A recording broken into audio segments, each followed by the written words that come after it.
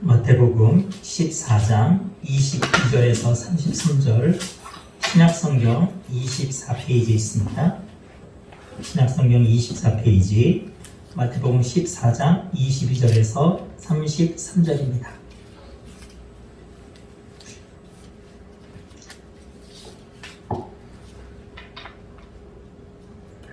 찾으셨으면 우리 다 같이 합독하겠습니다.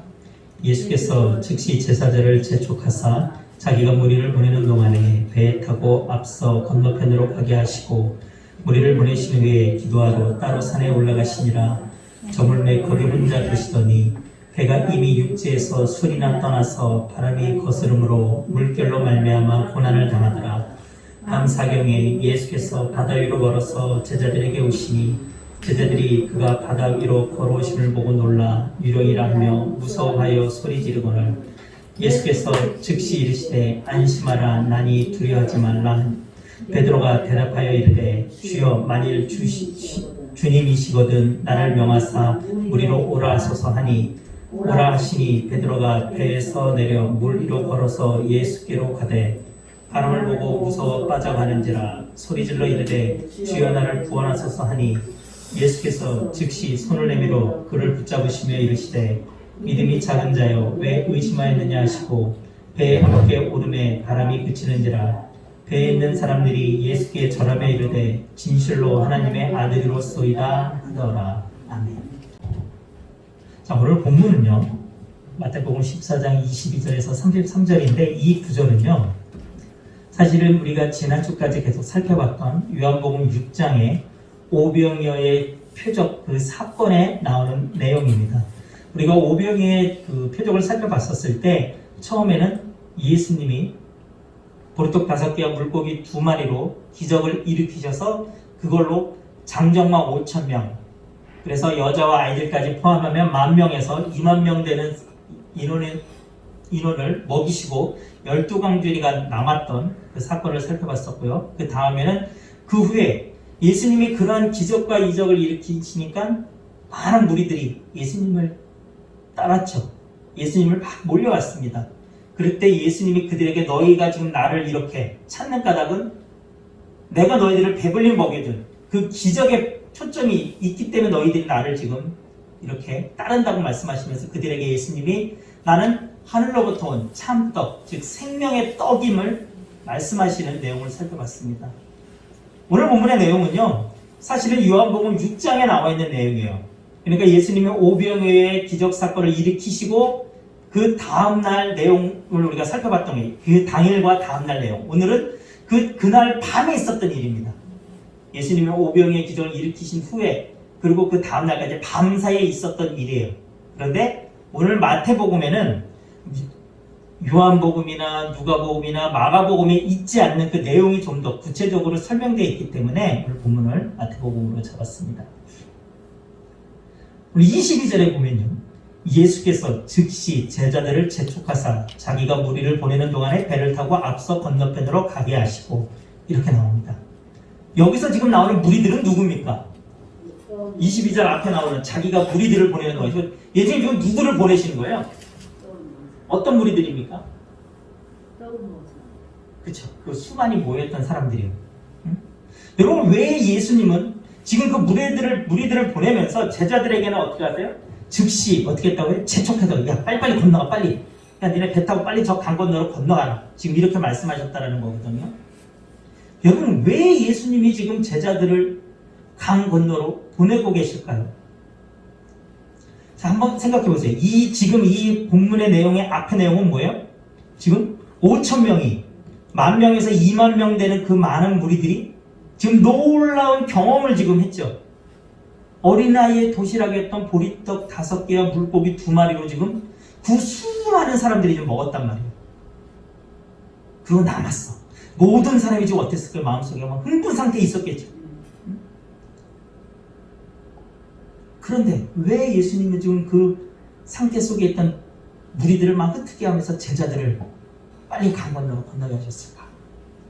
왜 보내셨을까요? 아니 제자들이 있으면 한 손보다는 두 손이 낫다고 여러분 예수님 혼자 막 그 많은 무리들을 빨리 돌아가라고 흩트는 것보다는 제자들 그 12명이 있으면 그래도 좀 뭔가 좀 더 좀 수월하지 않았을까요? 왜 그랬을까요? 예수님의 기적을 맛봤던 많은 무리들은 예수님을 우리 요한복음 10장에 보면 어떻게 하라고 그랬어요? 왕으로 삼으라고 그랬죠. 여러분, 예수님의 제자들이요. 그 오병이의 기적의 역할에서 그들은 두경꾼이 아니었죠. 그렇죠? 예수님으로부터 그 받은 그 보리떡 5개와 물고기 2마리의 조각을 그들 손으로 나눠줬겠죠. 그리고 나눠줬을 때 그들 손에서 어떻게 했습니까? 놀라운 기적이 일어났죠. 여러분, 제자들도 굉장히 흥분했을 거라는 거죠. 가만히 생각해 보세요. 앉아서 받아먹은 사람이 더 흥분했겠습니까? 그 현장에서 그 일을 한 사람이 더 흥분했을까요? 제자들이 훨씬 더 흥분했을 거라는 거죠. 그런데 이 제자들 또한 예수님을 이 당시에 온전히 알고 있었습니까? 그들이 예수님을 온전히 하나님의 아들인 줄 알고 있었어요? 아니요. 그들 또한 예수님이 많은 기적과 이적을 행하신 것을 받고 자기들에게 하나님의 말씀 풀어서 설명해 주시긴 했지만 그들 마음속에서도 아직 예수님은 하나님의 아들이라는 마음이 확신이 없었던 거예요. 그러니까 자칫하면 그 제자들 또한 그 무리에 휩싸여 갖고 예수님에 대한 잘못된 생각을 가질 수 있었다는 것이죠. 다른 성경책들을 우리가 쭉 뒤에 훑어보면 어떻습니까? 예수님이 그 마지막 유월절 그 앞에 그 직전에도 자신이 이제는 십자가에서 못 박혀 죽고 3일 만에 부활하는 것을 얘기할 때도 예수님의 제자들은 어떻게 해요? 예수님이 나중에 하늘나라에 계셨을 때 왕으로 오셨을 때 어떻게 합니까? 자기를 좌편과 우편에 서로 앉혀달라고 서로 하고 있잖아요. 그 먼 훗날에도 1년 뒤에도 그러고 있다는 상황이죠. 그렇다면 이때의 제자들의 상황은 뭐 더 볼 것도 없죠. 그래서 어떻게 보면 예수님은 그 제자들을 좀 무리들과 떨어뜨려 놓고 있으신 것입니다. 사탄의 영적인 공격은요, 우리가 하나님의 놀라운 은혜를 경험하거나 기적을 체험하거나 영적인 경험 뒤에 우리에게 반드시 오요. 그리고 우리를 흔들어놔요. 우리가 받은 은혜를 까먹게 합니다. 다 땅에 쏟게 만듭니다. 여러분, 예수님도 40일 금식 후에 어떻게 했어요? 성령으로 충만하셨을 때 사탄이 나타나서 3가지 시험을 하지 않습니까? 여러분이 찬양 가운데 혹은 예배 가운데 혹은 말씀을 읽는 가운데서 하나님이 주신 그 은혜로 마음이 뜨거워졌다면 여러분 그때도 주의하셔야 돼요. 사탄은 그럴 때 여러분 마음을 흔들고자 합니다. 오늘 지금 예수님은 그래서 제자들을 지금 강 건너로 제축해서 보내셨습니다. 그런데 24절에 보니까 이렇게 나와요. 배가 이미 육지에서 술이나 떠나서 바람의 거스름으로 물결로 말미암아 고난을 당하더라. 지금 제자들이 어떻게 되어 있는 거예요? 예수님 말씀 듣고 지금 밤에 지금 그 강 건너로 배를 타고 다 가고 있는데 거센 바람이 왔습니다. 술이나 이미 떨어져 있는 상태에서 바람을 만난 거예요. 풍랑을 만난 겁니다. 여기서 술이라고 되어 있는 것은요, 그 거리가 요한복음에 좀 더 구체적으로 나와 있는데 요한복음 6장 19절에 보면 제자들이 노를 저어 10여리쯤 가다가 이렇게 나와 있어요. 이 10여리쯤에 해당되는 원어를 살펴보면 약 4.5km에서 5.5km 되는 거리라고 얘기를 해요. 그러니까 지금 제자들이 이미 여러분 4km에서 바다에서 4km, 5km 가 있는 건 많이 가 있는 거거든요. 더군다나 그때는 지금처럼 동력선이 있는 게 아니잖아요. 노저사 같았을 때 아닙니까? 그리고 본문에 나오는 거스림으로 해당하는 원어 에난티오스는요, 못못에 반대한다라는 의미예요. 그러니까 제자들이 맞이한 그 거스리는 바람은 뭐예요? 역풍이라는 얘기예요. 앞으로 가려고 하는 제자들을 자꾸 뒤로 밀고 있는 거센 바람이라는 것입니다. 그리고 그 거센 바람을 인해서 파도가 치기 시작한 거예요. 그러니까 제자들이 평생 어부였던 그들이 밤새 아주 노를 저었지만 지금 엄청나게 앞으로 나가지도 못하고 뒤로 가지도 못하고 지금 고난 속에 있는 것입니다. 속수무책 속에 빠져 있는 것입니다. 그런데 제자들의 직업이 뭐였어요? 그들은 평생 어부였죠. 사실은 그들은 어떻게 하면 되는지 간단하게 알고 있었어요. 여러분 배를 돌리면 되는 거예요. 사실은. 그렇지 않겠어요? 지금 내가 이쪽으로 가고 있는데 바람이 나를 향해 옵니다. 그래서 내가 앞으로 나가지 못하게 하고 있어요. 그리고 풍랑이 거셉니다. 엄청 힘들어요. 여러분, 사실은 이럴 때 간단하게 배 돌려서 다시 출발지 뱃세대로 오면 돼요. 아니 그러면 거세게 나를 방해하던 바람이 어떻게 되는 겁니까? 반대로 나를 쑥쑥 밀어주는 바람이 되는 거예요. 그런데 제자들은 그렇게 하지 않아요. 예수님이 가라고 했던 그 명령에 순종해서 지금 고난 속에 있지만 풍랑을 만나고 있지만 그들은 그곳에서 싸우고 있습니다. 뒤로 돌아가라고 하지 않아요. 여러분, 우리가 하나님의 말씀에 순종한다고 한다면 순종했을 때 갑자기 모든 일이 막 탄탄대로 옵니까? 그렇지 않다는 것입니다. 순종했지만 순탄치 않을 일들이 우리 삶 속에 있을 때도 많다는 거예요. 하지만 우리에게 중요한 것은 그래도 가는 것입니다. 하나님이 나에게 하신 말씀이 그것이라면 우리는 믿음으로 순종하며 가는 것입니다. 이제 밤 4경이 됐다고 합니다. 이 4경이라는 시간은요, 그 당시 로마인들의 시간 구분은요, 저녁 6시부터 아침 6시까지 12시간을 로마인들은 3시간씩 4개로 분리를 했어요. 그래서 1경, 2경, 3경, 4경이었다는 것입니다. 그래서 지금 제자들이 만난 4경은 지금 우리 시간으로 환산하면 새벽 3시에서 6시 사이라는 것입니다. 제자들이 지금 밤새 파도와 싸우고 있었다는 것이죠. 자, 그렇게 고생하고 있던 제자들에게 예수님이 지금 어떻게 오십니까? 무리를 걸어서 지금 예수님이 오고 계세요. 여러분, 왜 예수님이 지금 여기 바다라고 표현된 이 바다 위 무리를 왜 걸어오셨습니까? 왜 걸어오셨어요? 정원아, 예수님이 왜 지금 바다 위를 걸어오셨을까? 제자들에게. 쉽게 생각해봐. 왜 걸어오셨을까?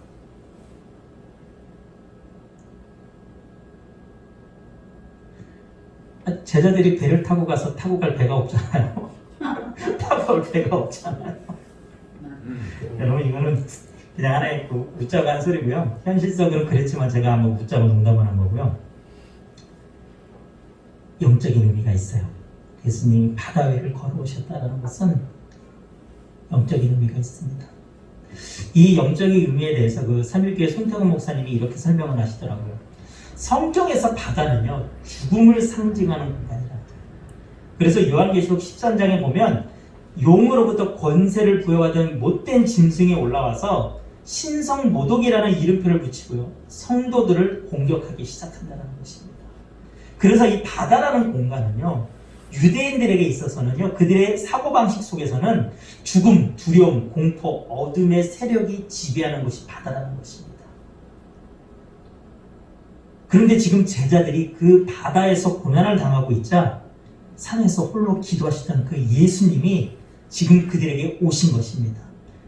근데 예수님이 막 풍랑 가운데 막 수영해서 오신 것도 아니고 힘들게 막 혼자 막 배 하나 구했고 노져서 어렵게 오신 것이 아니에요. 바다를 걸어오시는 것입니다. 즉 죽음을 지배하고 어둠의 세력과 권세를 물리치시며 발 아래 굴복시키면서 지금 예수님이 그들에게 오신 것이에요. 그것이 영적인 의미입니다. 그런 예수님에게 베드로가 요청을 합니다. 28절에 보면 주여, 만일 주님이시거든 나를 명하사 무리로 오라 하소서. 예수님, 정말 우리 스승 예수님이면요, 나로 지금 무리를 걸어서 오게끔 나로 좀 불러주세요. 여러분, 이 부분이 마태복음에만 나오는 부분이에요. 베드로의 이 사건 부분이, 이 오병이의 기적은 사복음서 모두에 기록되어 있지만 이 내용은, 무리를 걷는 베드로의 이 내용은 마태복음에만 나와 있어요. 베드로가 지금 만일 주님이시거든 이렇게 얘기를 합니다. 베드로는요, 무리를 걸어오는 분이 주님이 아닐 거라는 의미까지는 아니에요. 에이, 주님이 아닌데, 주님 아니냐, 야, 귀신이냐 사람이냐, 우리 전설의 보면 옛날에 그렇게 나오죠. 뭐가 그놈은 사또가 있는 곳에 갑자기 막 촛불이 꺼지고 막 바람이 불면 무슨 이상한 소리가 나면 사또가 그러잖아요. 귀신이냐 사람이냐 그래서 귀신이면 뭐 썩 물러가고 사람이면 얼른 나타나라 뭐 이렇게 얘기하잖아요. 여러분, 베드로가 이런 개념으로 얘기한 것은 아니에요. 그것까지는 아니어도 하지만 베드로의 믿음이 아직은 그 무리를 걷고 있는 그 예수님에 향한 그 예수님의 존재에 대한 믿음은 아직 연약하다는 것입니다. 불완전함을 나타나는 거예요. 그 만일은요. 예수님의 존재 자체를 의심하는 부분까지는 아니다는 것입니다. 자, 예수님이 그런 베드로에게 어떻게 하셨어요? 오라 하셨죠. 그러니까 베드로가 지금 실질적으로 무리를 걸어서 예수님께 갑니다. 그런데 베드로가 자기 주변에서 거세게 불고 있는 바람을 바라보자 그의 마음에 어떤 생각이 들었다고요? 두려움, 무서운 마음이 들기 시작했어요. 그의 마음에 무서운 마음이 들기 시작하니까 그가 점점 어떻게 됩니까? 바닷속으로, 물속으로 빠져들어가기 시작합니다. 그리고 그는 예수님에게 자신을 구원해달라고 외치고요. 예수님은 그렇게 외친 베드로를 즉시 구원해 주시죠.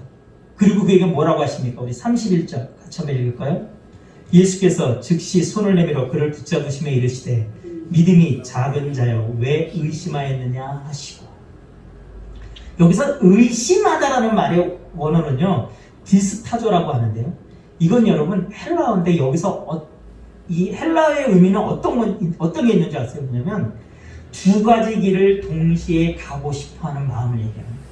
의심하다라는 게 뭐야? 야, 이게 진짜가 가짜가의 마음이 아니라 두 가지 길을 동시에 가고 싶어하는 마음. 그것이 의심이라는 거예요. 예수님도 믿지만 무리에 지금 서 계신 자신들에게 걸어오신 그 예수님도 믿었지만 지금 내 눈앞에서 내 주변에서 거세게 불고 있는 바람, 그 바람 때문에 거세게 흔들리는 풍랑 또한 무서웠다라는 것입니다. 두 가지 마음이 다 있었다라는 거예요. 예수님이 지금 베드로에게 지금 그 마음을 책망하신 거예요. 왜 지금 네 마음속에 나를 온전히 믿지 못했느냐? 바다를 지배하고 있는 그 어둠의 권세를 지배하고 있는 왜 나를 온전히 믿지 못했느냐?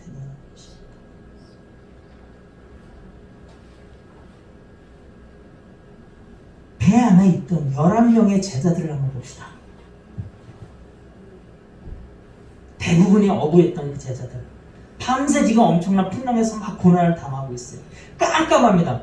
새벽 3시에서 6시면 엄청 깜깜하죠. 그런데 저 멀리에서 갑자기 누군가 오는 것 같아요. 배를 타고 오는 것도 아니야. 누군가 무리를 걸어오고 있네. 그들이 예수님을 처음 보고 뭐라고 외쳤습니까? 유령이라고 외쳤어요. 유령이다. 우리가 지금 글로 보니까 아이야 예수님도 못 알아보냐 하지만 여러분 안 그랬을 것 같으세요? 우린 더하면 더했지 덜하진 않았을 것 같죠. 그래서 막 무서워하고 있는데 예수님이 두려워하지 마라 나라고 말씀하세요. 그때 자기들과 같은 동기 중 한 명이 베드로가 예수님 그러면 나로 명하서 이 무리를 좀 걸어오게끔 하세요. 그때 예수님 오라고 그러니까 베드로가 배에서 일어서서 바다에 발을 딱 디뎠는데 안 빠지네. 안 빠져. 걸어가네. 여러분이 그 옛날에 혹시 그 1980년대 영화 레모라고 혹시 아시나요? 여러분 모르시죠? 그 레모라는 영화가 뭐냐면 첩보 영화인데 주인공의 스승이 한국 사람이잖아요. 한국의 무슨 신비로운 그 무술을 익힌 사람인데 그 사람이 무리를 막 뛰어가요. 무리를. 근데 거기서 영화에서 설정하는 그 설정이 뭐 있는 줄 알아요?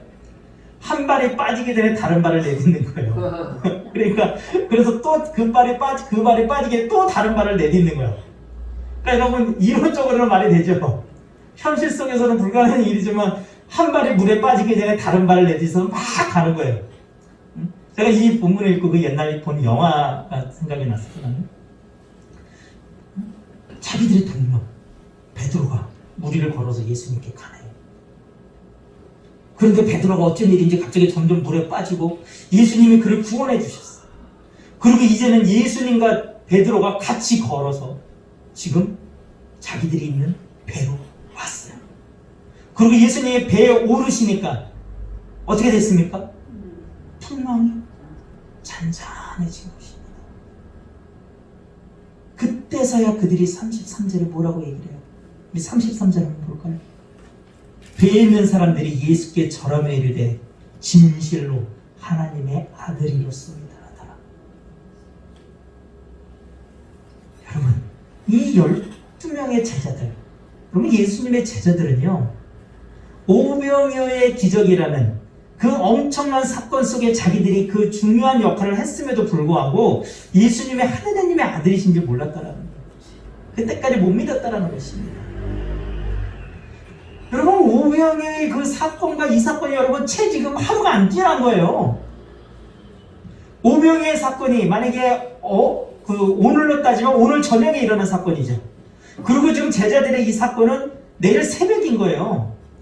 어찌 보면 12시간도 안 지난 일이에요. 바로 직전의 사건입니다. 바로 직전의 일이에요. 그런데 그 놀라운 기적의 현장에 있었고 자신들이 그 역할을 감당했음에도 그들은 예수님의 하나님의 아들이신지 몰랐더라고요. 그리고 이때서야 그들은 비로소 예수님이 하나님의 아들이심을 알았다는 것입니다. 여러분, 여기서 한 가지만 더 생각해 볼까요? 무리를 걸었던, 무모하기만 했던 그 베드로의 그 요청과 무리를 걸었던 그 베드로와 배 안에 있던 11명 중 누가 더 믿음이 있는 것입니까? 다른 분들은 어떻게 생각하세요? 예수님은 근데 베드로에게 이 믿음이 적은 자야라고 어떻게 보면 책망도 하셨잖아요. 여러분, 베드로는 그래도 예수님한테 적은 믿음이지만 믿음이라도 인정을 받았죠. 근데 이 11명한테 예수님이 그들에게 믿음 얘기하십니까? 그리고 한번 상식적으로 생각해 보세요. 풍랑 속에서 거세게 흔들리고 있는 배에 있던 게 안전했겠습니까? 아니면 물 위에 서 계신 예수님께 가는 게 안전했겠어요? 배에 있는 게 안전했겠죠. 예수님하고 있는 게 안전하죠. 안 그래요, 여러분? 예수님하고 있는 게 안전하죠.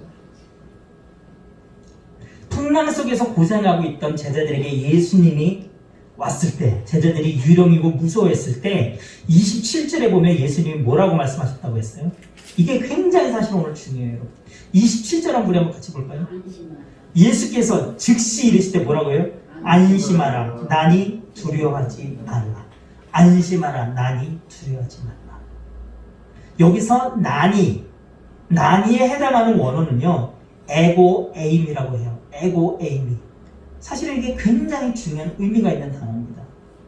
이 뜻이 뭔지 아세요? 에고 에임의 뜻이 뭔지 아세요? 나는 나다예요. 나는 나다. 나는 나다. 에고 에임이 나는 나다. 근데 이게 왜 중요한지 아십니까? 이게 히브리어로 하면 뭔지 아세요? 여호와예요. 여호와.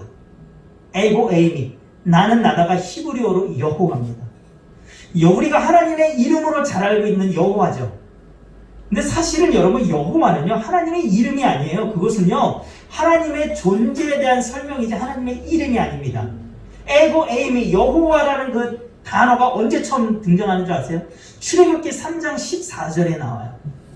이 출애굽기 3장 14절은 뭐냐면, 지금 하나님이 모세를 세워서 야, 너 애굽으로 가서 내 민족을 좀 구원해갖고 와라, 데리고 나와라 그러니까 모세가 하나님 나 못 가요 이러면서, 아니 그러면 내가 그들에게 가서 도대체 누가 나를 보냈다고 얘기를 합니까? 하나님께 되물어요. 그럴 때 하나님이 이렇게 말씀하십니다. 하나님이 모세에게 이르시되 나는 스스로 있는 자이니라. 나는 스스로 있는 자이니라. 하나님의 에고 에임이 한 거예요. 나는 나다. 이사야 43장 10절에서요 이 부분이 한 번 더 나옵니다. 나 여호와가 말하노라. 너희는 나의 증인, 나의 종으로 택함을 입었나니 이는 너희가 나를 알고 믿으며 내가 그인 줄 깨닫게 하려 함이라. 나의 전에 지음을 받은 신이 없었거니와 나의 후에도 없으리라. 나의 전에 지음을 받은 신이 없었느니라. 나의 후에도 없으리라. 에고 에이미, 나는 나다. 하나님이 지금 뭐라고 말씀하신 거예요? 나는 절대자이며 모든 만물의 창조주이심을 말씀하신 거예요. 나만이 참 신임을 지금 말씀하고 계신 것입니다. 그리고 오늘 본문에서 예수님이 제자들에게 안심하니 나니 두려워하지 말라라고 하신 것은 예수님이 지금 제자들에게 그것을 다시 한번 말씀하고 계신 것이에요. 에고 에이미 나는 나다. 나의 전에 지음을 받은 신이 없었느니라. 나의 후에도 없다. 나는 스스로 있는 자라. 예수님이 성자 하나님이심을 지금 말씀하고 계신 거예요. 창조주이심을 말씀하고 계신 것입니다. 이 모든 만물을 다스리고 계시는 분이심을 말씀하고 계신 것입니다. 여러분, 제가 여러 번 강조했지만 우리가 우리 삶에서 하나님을, 예수님을 어떠한 분으로 인식하고 인정하고 신앙생활하느냐는 정말 중요합니다. 어쩌면 이것은 우리 삶에서 가장 중요한 부분이라고도 할 수 있어요. 여러분 정말 하나님을 창조주로 믿으십니까? 그리고 그 하나님이 저와 여러분의 아버지 되심을 믿으십니까? 내가 정말 그것을 확실히 믿고 있다면 우리 삶의 변화는 시작돼요. 우리 삶이 변하지 않으면 그것이 기적입니다. 삶의 기준의 중심이 하나님 말씀으로 변화됩니다. 그리고 오늘 예수님이 말씀하신 것처럼 우리는 더 이상 두려워하지 않는 삶을 살게 되겠죠. 아니, 창조주이신 내 하나님이 내 아버지신데 우리가 두려워한다는 게 말이 됩니까? 여러분, 제가 이 부분을 이렇게 설명하면요, 우리가 머릿속으로는 그렇지 하지만 내 마음속에 사실 와닿지 않아요. 제가 이 표현을 좀 더 쉬운 표현으로 예를 한번 들어볼게요.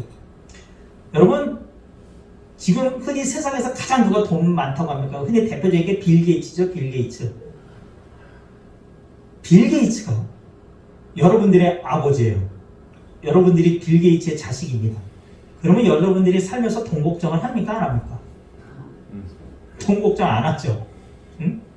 아이씨, 나 차 바꾸고 싶은데 차값이 2천만 원이라네. 이거 돈 어떻게 구하지? 이 걱정 하겠어요? 응? 왜 안 하십니까? 빌 게이츠가 아버지니까. 세상에서 가장 돈 많다는 평생 써도 남을 돈을 갖고 있는 사람이 내 아버지니까 돈 걱정 안 하겠죠. 여러분, 하나님 우리 아버지 되신다는 거죠. 우리가 거기서 빗대어 보면 우리가 저 포함해서 우리가 하나님에 대해서 얼마나 여러분 믿음이 없는지, 확신이 없는지 사실은 우리가 알 수 있잖아요. 인간 중에서 가장 돈 많은 빌 게이츠를 대입해 봤는데도 마음이 편안해지지 않습니까? 빌 게이츠가 내 아버지라고 한다면. 근데 더 위대하신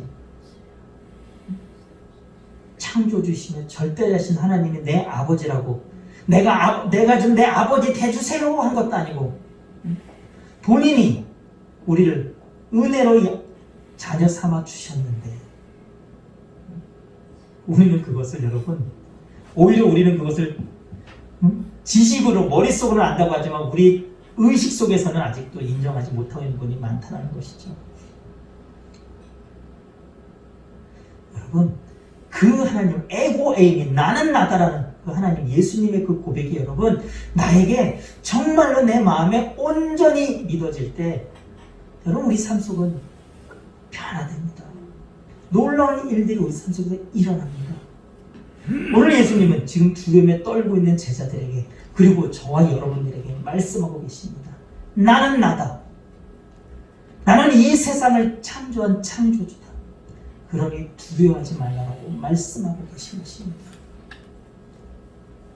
나는 나다라고, 나는 절대자라고, 창조자라고 말씀하신 주님 앞에 구원해달라고 외치는 것이 여러분 부끄러운 일입니까? 내 아버지께 나 좀 도와주세요, 살려달라고 하는 것이 부끄러운 일입니까? 그렇지 않아요. 물에 빠져서 이제 나 이러다 물에 빠져 죽게 되겠네 하고 예수님께 도와달라고 구원해달라고 외친 그 베드로의 외침은 당연한 것이라는 것입니다. 여러분 잘못된 게 아니에요. 오히려 여러분 지금 우리가 갖고 있어야 될 우리의 마음가짐이죠. 하나님 도와주세요. 하나님 도와주세요. 우리의 신앙생활은요 처음부터 다 알고 가는 것이 아닙니다. 우리의 믿음이 처음부터 온전한 상태에서 시작되는 것이 아니에요. 33절에도 우리가 읽었던 아까 그 33절에도 배에 있던 제자들이 예수님이 배에 오르고 그 풍랑이 잔잔해지니까 그때서야 진실로 하나님의 아들이라고 고백하지 않습니까? 그들에게도 오병이의 그 엄청난 일을 경험한 그들에게도 작은 믿음만이 있었던 뿐입니다. 평생 어부했던 제자들은 방향만 바꾸면 역풍이 순풍이 되는 것을 잘 알았어요. 그러나 그들은 예수님의 말씀에 순종해서 그대로 나아갔습니다. 밤새 고난을 당하고 있었지만 그래도 그들은 앞으로 나아갔어요. 여러분, 이 작은 믿음이 중요한 것입니다. 그래도 말씀에 순종하며 나가겠다는 그 믿음이 중요해요. 여러분, 힘들어도 어려워도 그래도 말씀대로 살겠습니다라는 것이 중요합니다. 비록 예수님에 대해 온전히 알지 못했지만 예수님의 제자가 되고 예수님의 행하심을 보고 또한 기적의 현장에서 동참하며 그들에게 심겨진 그 제자들 마음속에 심어진 그 작은 믿음은 예수님의 말씀에 순종하는 원동력이 된 것입니다. 오늘 이 자리에서 있는 저와 여러분의 마음속에서는 그런 원동력이 되는 믿음이 다 있습니다. 여러분. 그 믿음이 있기에 우리는 이곳에 와서 하나님께 예배드리고 있는 것입니다. 우리가 그 믿음을 여러분 인정하시고 바라보시기 바랍니다. 여러분 속에서 역사하고 계신 하나님에 의해서 세워졌고 심겨졌고 자라나고 있는 그 믿음을 여러분 바라보시기 바랍니다. 우리는 믿음을 생각할 때 흔히 엄청난 믿음, 온전한 믿음만을 믿음으로 인정하라고 합니다. 아유, 내가 이번에는 또 예수님을 온전히 믿지 못했네. 하나님 제가 온전히 신뢰하지 못했습니다. 저는 믿음이 없는가 봐요가 아니에요. 믿음은 처음부터 온전한 것이 아닙니다. 완성 상태가 아니에요. 다 자라난 것이 아닙니다. 믿음의 시작은 작고 연약합니다. 우리의 신앙은 처음부터 다 알고 온전히 믿고 가는 것이 아니에요. 여러분, 우리가 예수 믿는다고 하나님 믿는다고 이사 예배 드리고 있지만 우리가 하나님을 온전히 다 믿습니까? 지금 여러분의 믿음이 하나님을, 예수님을 온전한 창조주가 내 아버지, 나를 이 땅에 오신 하나님의 아들로 지금 우리가 완성된 믿음을 갖고 있습니까? 그렇지 않아요. 우리는 믿고 있지만 우리의 믿음은 연약해서 때로는 너무 흔들릴 때도 많잖아요. 환난과 고난 속에서 우리는 막 주저할 때도 많습니다.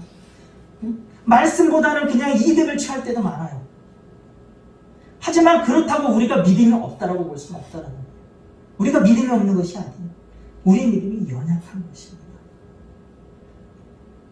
이 연약한 믿음은요, 그래도 이렇게 연약할지라도 몸부림치며 나아갈 때 온전히 예수님이 하나님의 아들이신지 반신반의 그 믿음이 연약했지만 그래도 예수님을 바라보고 무리를 걸어왔던 베드로처럼 여러분, 우리 삶 속에서 몸부림칠 때 우리 믿음은 자라난다는 것입니다.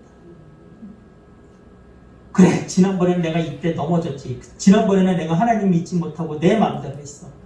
하나님, 하지만 이번에는 내가 반드시 한번 하나님 말씀에 순종해서 버텨보겠습니다. 견뎌보겠습니다.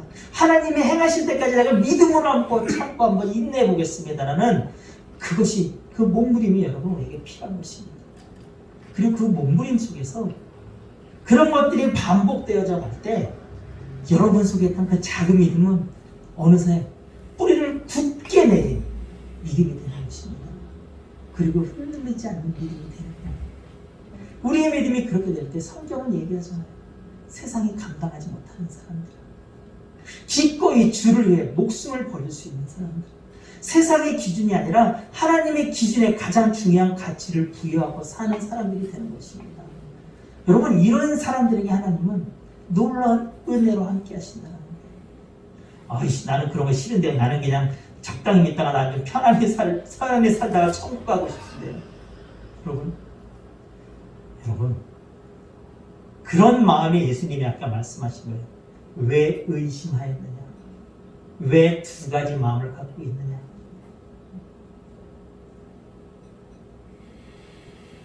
세상과 하나님을 겸하여 섬기지 못합니다. 여러분. 우리는 선택해야 됩니다. 하나님이냐 세상이냐. 세상과 하나님께 한 발씩 걸치고 있는 것, 나중에 주님 오셨을 때 주님, 저 그래도 한 발을 걸쳤는데요. 그럼 예수님이, 그래, 너는 한 발을 걸쳤으니까 너는 반 올림해서 너는 믿었다고 해서 그러실까요? 그렇지 않아요. 주님은 우리가 만약에 그렇다면 나는 너를 알지 못한다고 하십니다. 여러분, 선택하셔야 됩니다. 그리고 그 선택을 위해 몸부림치셔야 돼요. 오늘은 내가 이렇게 두 발 걸치고 있지만 하나님, 내일은 온전히 하나님께만 향하길 원합니다라고, 여러분, 그런 삶을 이 생각에 우리는 살아가야 합니다. 그것이 계속 반복될 것입니다. 그리고 어느 순간이 지나서야 이제는 나를 인도하는 것이 성령님이시면 우리가 깨닫는 순간이 옵니다. 지금 내 믿음이 연약하다고 낙심하지 마십시오. 믿음의 시작은 다 그러합니다. 우리의 신앙생활도 다 그러합니다. 하지만 하나님을 바라보십시오. 예수님을 바라보십시오.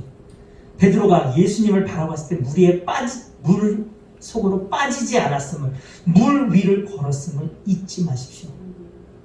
나의 믿음은 연약하지만 여러분의 눈은, 저의 눈은 예수님을 향하고 있어야 합니다. 그러면 예수님이 저와 여러분과 함께 하십니다. 예수님과 함께 베드로는 무리를 걸어서 배에 왔어요. 예수님 베드로 업고 배에 오신 거 아니에요. 예수님과 함께 무리를 걷는 저와 여러분 되기를 간절히 소망합니다. 우리 찬양하고 기도하도록 하겠습니다.